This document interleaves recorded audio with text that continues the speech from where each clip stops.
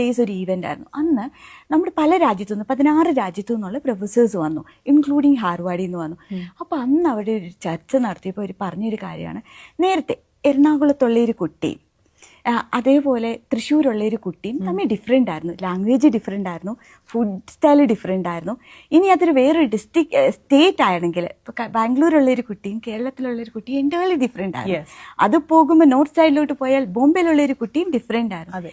ഇന്ന് അട്ടപ്പാടിയിലുള്ളൊരു കുട്ടിയും ന്യൂയോർക്കിലുള്ള കുട്ടിക്കും സെയിം ഹെയർ സ്റ്റൈലാണ്. നമ്മൾ മോൾസിലൊക്കെ പോകുമ്പോൾ നോക്കിയേ, സെയിം ഹെയർ സ്റ്റൈലാണ്, സെയിം ഹൂഡി,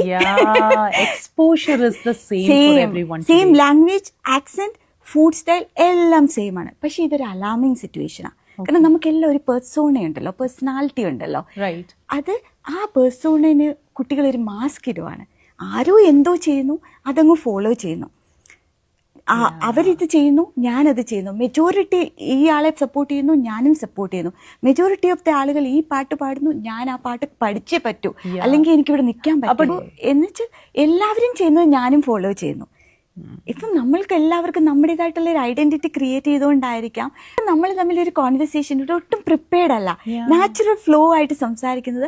ബിക്കോസ് ഇൻഡിവിജ്വലി നമുക്ക് നമ്മുടേതായിട്ടുള്ള ഒരു തോട്ട് പാറ്റേൺ ഉണ്ട്, പെർസ്പെക്റ്റീവ് ഉണ്ട്. ഇന്നത്തെ കുട്ടികളോട് അങ്ങനെ ഒരു എൻവയോൺമെന്റ് ക്രിയേറ്റ് ചെയ്ത് അവർക്ക് പറ്റില്ല. അവർക്ക് പെട്ടെന്ന് ആൻസൈറ്റി വരുന്നു. നമ്മളവർക്ക് ഒരു ഭയങ്കര സ്മാർട്ടാണ്, ബ്യൂട്ടിഫുൾ ആയിട്ട് ഇംഗ്ലീഷ് സംസാരിക്കുന്നു, അവർക്ക് എല്ലാം അറിയാം, അവർക്ക് ഒത്തിരി ആപ്ലിക്കേഷൻസ് അറിയാം. പക്ഷെങ്കിൽ അവരിപ്പോൾ ഒരു സ്കൂളിലൊക്കെ ഒരു പ്രോജക്റ്റ് സബ്മിറ്റ് ചെയ്യും. നമ്മൾ എന്തായിരുന്നു ഒരു പ്രോജക്റ്റ് പണ്ട് സബ്മിറ്റ് ചെയ്യുമ്പോൾ എങ്ങനെയായിരുന്നു, നമ്മൾ അയലൊക്കത്തെ ഇലക്ട്രീഷ്യനെ വരെ വീട്ടിൽ കൊണ്ടുവരും. എന്നിട്ട് അയാൾ പോകുമ്പോഴത്തേനും ബൾബ് കെട്ടുപോകും. പിന്നെ നമ്മൾ പോയി കാല് പിടിക്കും, നമ്മൾ പഠിക്കും, നമ്മൾ റിസർച്ച് നടത്തും.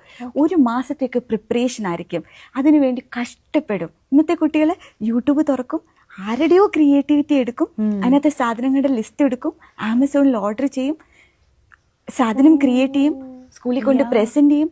അവരുടേതായിട്ടുള്ള ക്രിയേറ്റിവിറ്റി എവിടെ വരുന്നത്, അവരുടേതായിട്ടുള്ള തോട്ട് പാറ്റേൺ എവിടെ വരുന്നത്, critical thinking and decision making എവിടെ വരുന്നത്.